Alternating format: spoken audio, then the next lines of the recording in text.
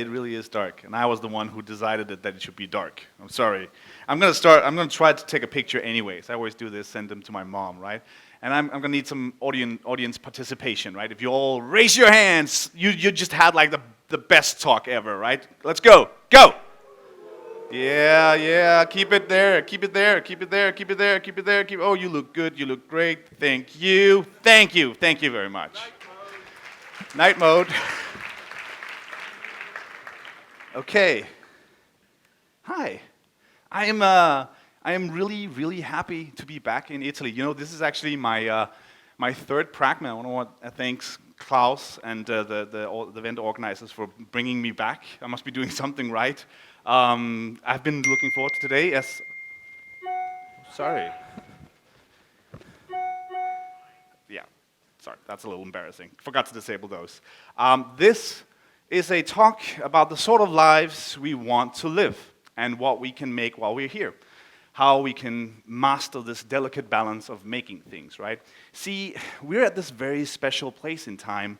As software developers and designers, we have the superpower to make things out of nothing but our time and effort. If we can only focus, we can... Oh, sorry. I can't talk right now. I'm giving a talk. LOL. Sorry about that. If we can only spend our time and effort the right places, we have the power to make things that make us happy. We could make products that change the world. We could have financial independence. We could make things that just, you know... Sorry, I really gotta take this. Sorry. Hej far, hvor kommer du hjem? Hej skat, jeg er lige i Italien ved at give en talk, okay? Okay. Okay, so we can't be everywhere, and we can't do everything, but we're in this very special place with these skills to make. So how do we make the most of it? I want to preface this whole thing by saying that all this is just my experience, and not everything that I'm going to share here with you will work for you guys. You might not even want the same things as I do, and that's perfectly okay. But I think it's important to have conversations around this topic. So I'm essentially going to propose two things in this talk. One, I'm going to make the case that we can all make more things, and that those things can make us happy, and making those things will lead to more interesting and diverse careers. And two, that we can do those things and lead more sane lives by applying principles and tools that direct our time and energy towards what matters. Essentially, you could say that a big focus of mine these past few years have been to make more with less. So let's look at making more things first. So, anyone know what this is? A line. There we go. What if I put a number on it? Any progress? Any what? There's someone said something about life down here? Life expectancy. It's your life. It's the average life expectancy in Italy. It's 82.54 years. It's a little shorter for some of us foreigners. It must be all that pasta you're eating. But look at all that life. Now, for the purpose of this talk, let's look at how long you've got to make things, right? I always encourage everyone to start making things as early as possible, but let's say that you should probably master a skill first, right? So let's start at 25, and you retire around 65. That's pretty normal, right? So that's ideally 40 years of making things. And so things is a pretty broad term, I understand it. What is things, Michael? Well, an app, a website, a game, a poem, a painting. You can make something in a weekend, but let's for the sake of argument say that an average software project takes around 1 year. Some more, some less, you all know. But that leaves you with 40 things if you do them back to back. Most people don't live like that. Some people make things on the side of having a full-time job, and for those of you, that number is probably smaller. Let's say it's really half of that, 20 things. So how many have you made now? How many have you got left? But let's back up for a minute. Some of you might be wondering, okay, Michael, but what's the obsession with making things, right? What is things even? What does that mean to you? Well, the best way that I can sell you on the idea of making things is to tell you a bit more about what I do and what that has meant to me. So, I'm a visual designer, which at the very core of it really just means that I like making pretty things and telling stories. Now, that occupation has led me to work on a lot of different things these past 15 years. Designs, resources, games. I am very fortunate not to travel a lot, also interested in sharing those learnings in talks. We're not going to talk about all that, that's a different talk, but I get busy. Some would say that I make a lot of stuff. And I was thinking about how I could best convey this to you, right? And then I remembered that I do these yearly recap videos where I try to sum up everything that I've worked on in a year. It's a very therapeutic experience. You should try it out. So I thought that I'd give you a slice of a typical year of mine by taking a look at what I did last year. So let's try that. Here's everything I worked on in 2018. Okay, let's do this again this year. I started the year working with one of my favorite clients on a new and yet unreleased app called Secure Shellfish. A tricky branding exercise. How do you combine security with marine life? Well, like this, I guess. Okay, let's speed this up a little bit. So this is May, I think. Moving into June. This is July. August. September. October. This is November. Here's December. December was really busy. A lot of stuff.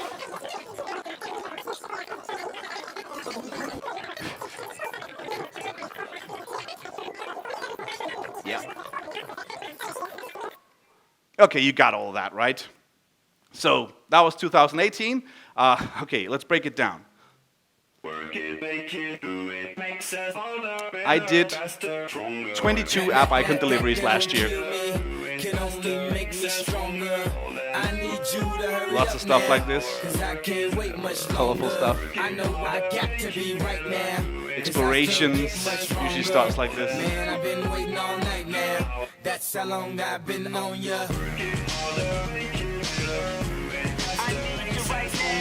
I love it when apps ship with lots of icons. Let's get lost tonight. Did 7 full UI designs. There's some old school skeuomorphic stuff. Remember this stuff? Really also just stuff for apps, weather apps, games, full game UIs. Did icon sets, 4 icon sets last year. We usually start out like this. This is for a weather set. In-app icons. Icon replacement set. 7 logos. Usually starts like this on the sketch, and then slowly takes shape. I worked on a total of 8 games. Some of them I can't show here, but here's some of our biggest ones from last year. So much work all around from many people. I do game design, art direction, testing, I get the coffee, and so much UI. Worked on 5 website designs. For anyone who designed a full website, you know that stuff takes a long time. Made a bunch of videos and trailers, some of them. Good chunk of YouTube stuff, but also like game trailers for our own products. I traveled, did 12 talks last year. Talked about icons, my drone in Bristol. Talked about entrepreneurship. It was hard work, as you can tell. Now those are the things that can be listed and shown. But aside from that, I'm actively engaged in running 3 small companies. I write, I make YouTube videos. Believe it or not, I also have a few side projects. Okay, enough Kanye. Look, I've been doing these yearly recap videos for a few years now, and I get the best comments on them, really. I've tried to illustrate some of them here. These are actual comments. Do you sleep at all? I get that a lot, yeah. Do you sleep at all? God damn it, Michael. Slow down. You're making us look bad. That's from other designers. He says he has a wife and children, so that we don't catch drift that he's an alien sent to examine humanity. Yeah. So the reason why I'm showing you what I did last year is not just to show off. Well, to show off a little bit, but today, most of my time is actually divided between what seems like three pretty distinct pillars of my career. The freelancing as a visual designer through Pixel Resort, making games with my company Northplay, and making resources with my resource platform, Apply Pixels. But really, like if you combine that stuff, it looks very coordinated from the outside. You combine it with a high creative output, that's how you get accused of being an alien. But really, each of these pillars are just descendants of some silly side projects I did because I thought they were fun. Let me try to deconstruct one real quick here. Got my first MacBook in 2006, and I really wanted to change the text edit icon. And so I spent a lot of time in Photoshop just drawing and redrawing this little thing. And once I had that down, I started drawing other things. And I made little pixel icons, I gave them away for free, and was sort of thrilled by the prospect that someone would use these in software, right? Had to find a place to store all this questionable digital art that I was making, and I bought a domain name called Pixel Resort, and spent countless nights making icons and stuff for my Mac, wallpapers and all sorts of things. Not all of it was great, trust me. I have a folder full of cringy stuff like this. So the iPhone is introduced in 2017, and the relative niche skill of iconists explodes in demand, right? It's thrust onto the main stage and into people's pockets. And suddenly this thing that I had been doing in my pajamas at home was an internationally highly sought after thing. And I was able to make a career of drawing little glowing squares, basically. And today I'm giving workshops on icon design. Like it fills up with 200 people and we make icons together. Super humbling experience. And I'm working on a book about app icons, like a coffee table thing. Logos have them, why shouldn't icons, right? So we've been working on that for 2 years now, hopefully 2020. And as the yearly recap video shows, I still get commissioned to make app icons for people around the world. Here's some recent stuff that I did. I love making icons. It's really one of my passions. And I do other things at Pixel Resort, but app icons and branding is really a big part of it. Huge passion of mine. All because I wanted to change that icon on my Mac. Now, Northplay is kind of a similar story. We've got a lot of stuff cooking at Northplay. We've released a bunch of games over the past couple of years, but really, the origins can be traced all the way back to a stupid wallpaper I once made. And a long string of events and things and people and time later, you're just gonna have to believe me on that one because that's a story for another time. Apply Pixels, this growing resource platform that anyone in here ever used Apply Pixels? There's a few hands. Yes, yay, hey, awesome, cool. It's this thing that I'm working on. It has all sorts of templates for designers and developers. It's really turning into this fantastic resource for a lot of people, giving people creative assets to help you make things like icons and UI work and App Store assets and marketing materials and all that other stuff that most of you really don't really want to have to deal with. But all that started because I was too lazy to make all the sizes I needed to bundle with app icons. So I just made a template one evening and started distributing it. Now, my point is that I didn't set out to create these pillars. I didn't have a grand plan. I just kept making things and taking opportunities, right? And the more things I made, the more new doors seemed to open for me. The frequency of the making was important too, because when you're making a lot of stuff, you will fail a lot, and you'll learn which doors not to go down, right? I certainly did that. And so making one big thing that takes a long time, if you guys have side projects, that's not really gonna help you home in on what comes next. You gotta make more to discover that. Which leads me to include this thing, which I always seems to find its way into my talks one way or another. It's essentially a way to attempt to create a diagram of what I just explained to you, right? I call it the circle of fun. It's quite simple. You make something you think is fun. It could be a piece of software, a plugin, a service, a design, anything, really. You make something. People like it. Because contrary to what we believe about the internet, it's a wonderful place full of like-minded people. And almost no matter what you're into, and I promise you this, you will find your tribe out there. In turn, the world rewards you with more projects of that kind. Let me give you a few examples. I know this is a little wishy-washy, right? I sometimes do app icons for fun. Like these ones I did for a personal project I call App Icon Wars. Just to play around with the restrictions, just to see what happens when you remove the outlines of an object and force it into that shape, right? Now, playing around with the rendering, I'm a Photoshop boy. Like, I love that stuff, right? Really, really interesting. And then I made a website called appiconwars.com. It was like this little thing that I'd work on occasionally. Took me forever to get the Tumblr theme to actually have the thing disappear into the, like in the Star Wars movies. Like you see it's like, yeah, that took forever. Spent way too long on that. It got shared around a lot. And while it didn't help me, this would be a nice story. It was like, yeah, then I worked with Disney. I didn't. But it did give me a lot of game app projects in this style that I was developing, right? A classic example of doing something I thought was fun and the world rewarding it with more of the same kind. And another fun little project that picked up some momentum last year was this little bagel picker. You guys remember the bagel conundrum from last year? The whole skerfuffle. People got mad about the bagel and the different kinds of bagels. And so I was at a conference at the time, and I hammered out this thing in my hotel room, and 250,000 people saw this on Twitter. So I learned that a lot of people really care deeply about bagels, right? I also tried fixing the pizza emoji. We can talk about this here of all places, right? That first one, the standard one, that's not pizza, right? Am I right? I mean, say that here in Italy. Actually, you know what? I'm going to cash in on this. I got this tweet.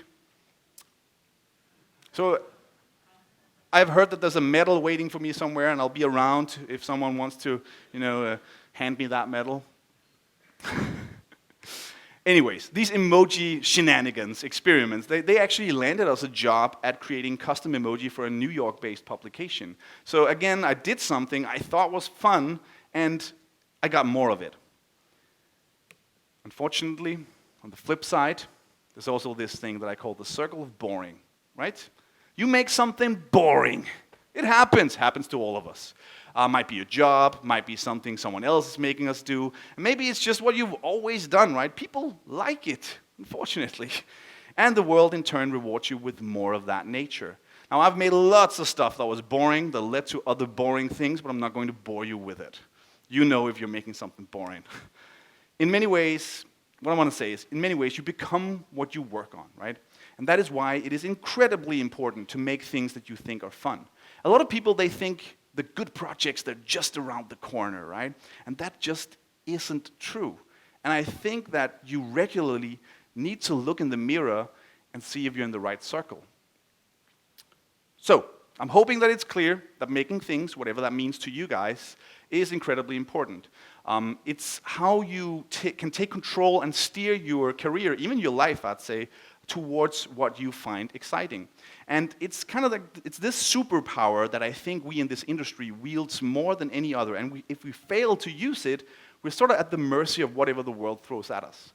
If you're constantly waiting for the world to give you direction, it'll definitely give you some, but you might really not like where it takes you.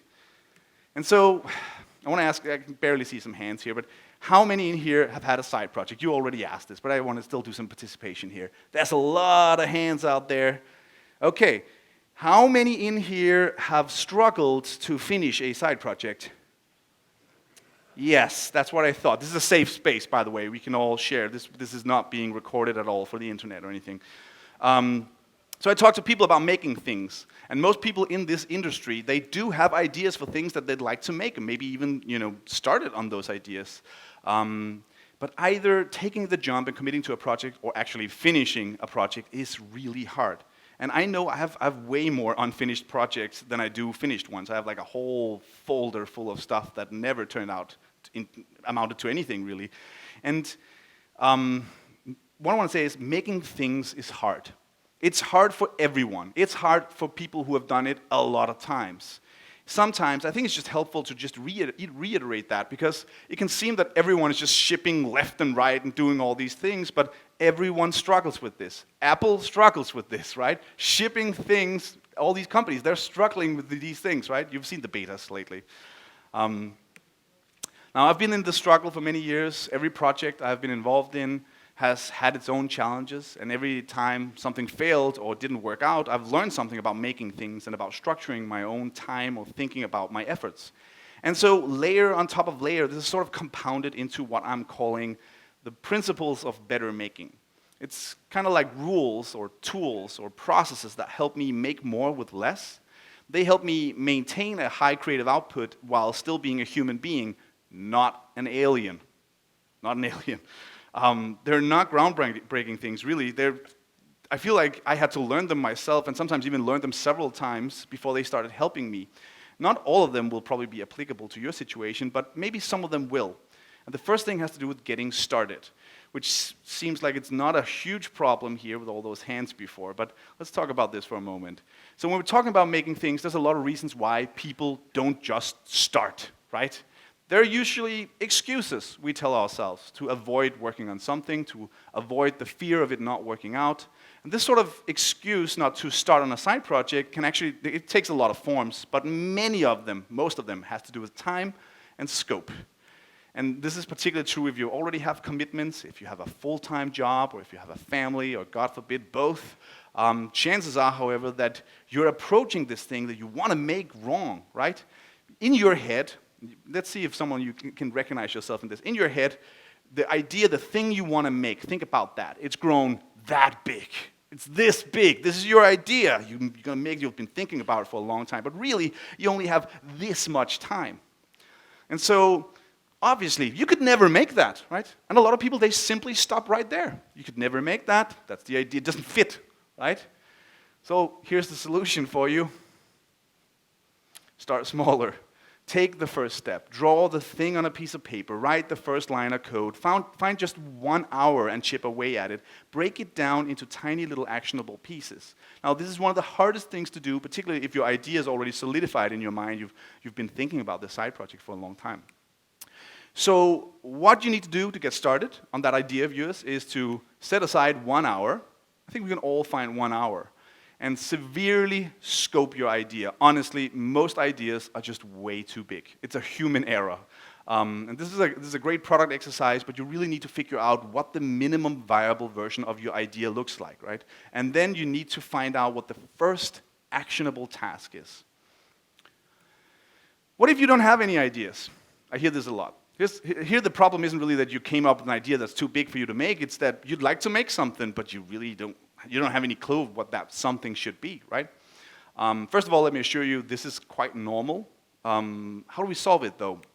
In my experience, when you're clueless as what to make, you're best served with some form of restriction that forces you to think in a certain way.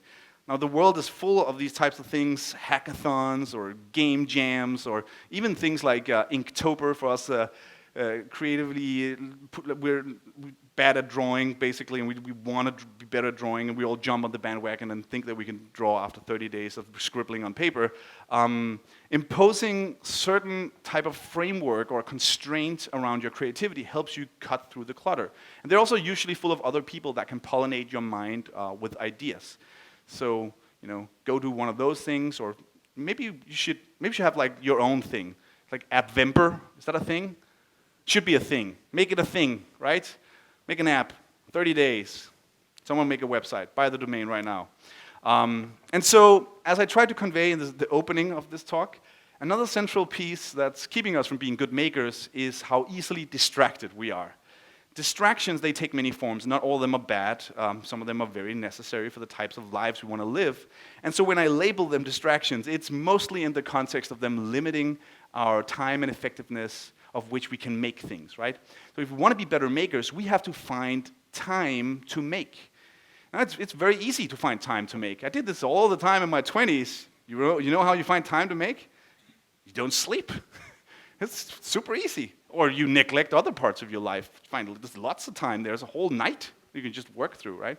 That's not really what I'm going to propose, though, right? Because that's not sustainable in the long run. So we need to find time to make in your everyday work lives, not as some sort of extraordinary thing, because that isn't sustainable. We need to look at where we spend our time currently and see if we can spend it better. Now, let me show you how I found some more time. I run 3 small companies, and so the biggest drain on my time, do you know what that is? Email. I average maybe around 50 emails per day. I know people who have it way worse than me, but still, it's a pretty big daily distraction from actually making things. And email, to me, most of the time, isn't making things. It's a flow of communication that is vital for the stuff that I'm doing, but it's something that I need to get through fast. Maybe some of you recognize that. So you've probably all heard of inbox zero, right? How many in here occasionally get to inbox zero? Wow, that's not a lot of hands. How many here strive to go to inbox zero? How many really wants to get there? Very few. They've given up. So for those of you who don't know, inbox zero is sort of the art of getting to the bottom of your inbox regularly, archiving what needs to be archived and following up with what needs to be followed up, right? There's so many ways of doing this and many tools that you can use. I use the standard mail app with a plugin called Mail Act On. Now, that allows me to quickly assign different actions to emails. I usually do like a first pass in the morning and a pass in the evening, or before I end the day. I never work with my email open. Everything that doesn't require me to take action gets removed at once. Most of it gets archived so I can search it. I have unsubscribed everything but the most vital of newsletters or automated emails. The aim is to get as little in your inbox as possible, really. And like sediments in a river, the loose things sort of get washed away, and the things that really matter, they stay there, right? Everything that needs something from me stays in the inbox. So it sort of becomes like this weird kind of to-do list. And if I want to reach that Zen-like nirvana, the promised land of inbox zero, I need to make sure that I have taken care of everything. And I spend around an hour on this every day. Your mileage may vary. People in the back's like, I can't believe I'm at a talk about email. Identify your time sinks. That's what I'm trying to say. For me, it's email. For you, it might be something else.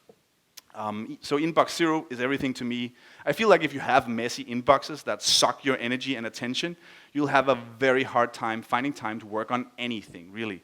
And if you're not thinking carefully about this, I'd actually wager that most people could stand to gain a lot of energy and a lot of time from structuring, restructuring, and simplifying the way they deal with email. So I feel like email is like this daily monster that needs to be kept at bay. It helps to visualize that, right? It's like a tiny little monster that lives on your computer. We have so many ways of being distracted, and you need to moderate your channels. Don't work with Slack open all the time. Disable, this is a good one, a friend of mine said to me, disable email push on your mobile devices. Make it so that you have to pull down emails. Turn off most of the sounds on your machines. We waste an incredible amount of time on things that are not relevant for what we're doing in front of our machines right now. Block out time for distractions, whether it's scrolling Twitter or Reddit or catching up on Slack. It's much, much easier to do those things. Distractions isn't inherently bad, but it's much easier to do those things if we have dedicated times for them, and they have boundaries, right? Also, this might be hard for those of you who are employed, but try to limit meetings. I limit meetings with external partners aggressively, and I'm very protective of my time. I never pick up my phone if people call me. That's only if my wife calls me. There's so many people who are ready to waste your time if you let them, right? And I feel like fighting distractions is very much about owning your time. Okay. So we've talked a little bit about why people don't start making things, and we've talked a little bit about how distractions and the lack of ownership of your time and focus turns us into poorer makers. But what about the actual making, right? Let's say we got a project. We've got the time, only limited amount of distractions. How do you get on with the actual making, right? I'm pretty sure you all have systems in place at your daily work where some tool or stuff that you use for tracking progress on what you're doing. But let me introduce you to a little fella, something you've probably tried with varying success. You ready? A to-do list. I can already hear the sighs. Like, oh, not this again. Like, stay with me. It took me many years to figure this out. I was using to-do lists all wrong. To-do lists are these endless lists of items that you need to do, and you cross things off as you do them, right? You can scribble them on a piece of paper, you can use a fancy app or a service, but the gist of it is really the same. You write down something you need to do, and then you go do it. However, I don't know about you guys, but I could never get that to work. Like at some point, I'd always just lose to the sheer volume of tasks, right? Until I found out how to make it work for me. See, I use a completable to-do list. How many in here keep a to-do list, by the way? That's a lot. Okay. How many in here keep a to-do list that you can complete every day? Good. That's good. That's a good few, but still like 10% of the original people that put up their hands. So for me, that's been working much better. And even though I know this sort of seems banal, I kind of want to spend a little time on this because I think it's one of the most overlooked things when it comes to keeping a high productive output. So every day I have lists of items I need to work on, and I used to just use paper for this, but today I use an app called Things that I really like. The important thing here is to populate every day with only a handful of well-defined items. Maybe one big and 2 to 3 smaller things. We want to be realistic here. The aim is not to overwork or push ourselves. The aim is to set an accurate expectation of what you can get done in a day. The goal is that you can finish what you set out to do, right? This seems foreign to many people, like, what? I think to-do lists fail for people because they drown in never-ending and often undefined and unactionable tasks. So to make it work, I needed to know that I could actually finish the day, and I needed to get a lot better at writing actionable tasks for my to-do list. I was horrible at this to begin with. So here's a short primer on making completable to-do lists. Let's examine this. Here's what didn't work for me in the past and how I could change that. Undefined tasks. It's like the cardinal sin of the to-do list. It really is that you write poor tasks for yourself. I'm pretty sure we've all done this. Design website. Develop app. There you go. That's what I need to do today. I need to just develop this app right here. You know, most tasks written like that usually contains like a host of tasks underneath, right? And it's really hard to check off as done. Like, when are you done? I have now developed the app, right? So I feel like to write better tasks, you gotta make sure it's something that the future you will read and be like, oh, I know exactly how to start on this task. I know exactly when it's done. There should be no ambiguity, and we should practice this every day. So another thing is lists that never ends. If you really think about it, there's something really off-putting in a list of things that you need to do that is just infinite. It just goes on and on and on, page after page of shit you need to do, right? And I found that if I shifted the focus to lots of smaller lists on a daily basis, that it had a much better effect on my productivity. So the important thing here is that when the lists actually end, so do your day. You're done. You go outside. You spend time with the people you care about, right? Lists that end means that they end. Most to-do failures at its core really stems from our inability to judge how much work we can do in a given amount of time. We set unrealistic goals for ourselves, and when we don't meet them, we experience failure. And if you really think about it, it's ridiculous. It needs to stop. I also want to add that I use to-do lists to nudge myself in positive directions. One example is that I like to exercise more, and so that goes into my daily to-do list. Similarly, I also want to play more video games, and experience more of the medium that I'm working with. And believe it or not, but I actually need to remind myself of this sometimes. And so that's on every Friday. And this is a very simple but powerful thing. You can use the tools that you use for work to change behaviors in your life. So let's sum it up. Before anything else, learn how to break your projects into actionable tasks. And then use some sort of system to track these tasks and structure your work around. And for me, the completable daily to-do list has been an invaluable tool, really. And it gives me direction every day. It allows me to get right into completing tasks and pushing my projects forward. And feel free to try out my way, but also make sure to experiment and see what works for you. And make sure that work actually ends with you feeling satisfied. If your current system doesn't allow you to be happy with the progress that you've made in a day, however little that might be, then it's a shitty system. It needs to be changed. So, maintaining a high creative output isn't about working yourself to death the fastest. It's about deliberate and with great care continuing to show up every day and walk your projects forward one actionable to-do list item at a time. I love this quote by Bill Gates. You guys have probably seen this before. Most people overestimate what they can do in 1 year and underestimate what they can do in 10 years. So that brings me to the last principle. That is something we should all aspire to, I think, which is staying sane. And I think there's an unhealthy culture of overworking in this industry. And I did it a lot myself when I was younger, and particularly when freelancing. If there's any freelancers in the room, you know what I'm talking about. I think people should find their own schedules and work when they are inspired, but the truth is it can be really hard to set those boundaries. So when you can make anything, and all that's really stopping you is your time and effort, choosing carefully how to spend that time becomes one of the most important skills we can develop. Now, there is really no blueprint for what makes you sane individually, everyone in the audience, right? But here's some of the things that made my life better and also positively impacted my work. The first and the biggest thing is really to collaborate with other people. If it's a side project, please let other people in. If you're employed, you should involve your coworkers more.